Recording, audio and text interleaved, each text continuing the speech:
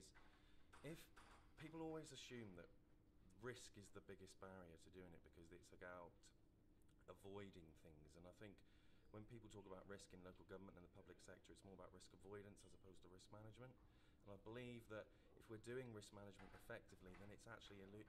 gets us to think about how we mitigate against those risks, how we manage them, how we classify them, and technically the risk is only then classified as high, medium or low once you've put those mitigations in, and it's then about making those business decisions.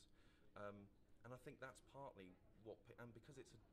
traditionally it could be a dull subject, I think people avoid it because it's boring. But actually, for those people who are engaged in the technology and want to do social media, I think if they can understand risk management and talk to the risk management people in their organisation and start to get through to how do we mitigate against these risks and put appropriate measures in, then I believe actually we'll end up having more case studies, better products, better improvements in services, because we'll actually be managing them and we'll have clear accountability of how those risks are being managed. And you seem to be saying that, oddly enough, if people are worried about the risks of social media, the way to mitigate against those risks is to use social media. Exactly, because I think the challenge is if we don't do it in organisations from an internal comms point of view, if people want to connect and we're not providing those tools corporately,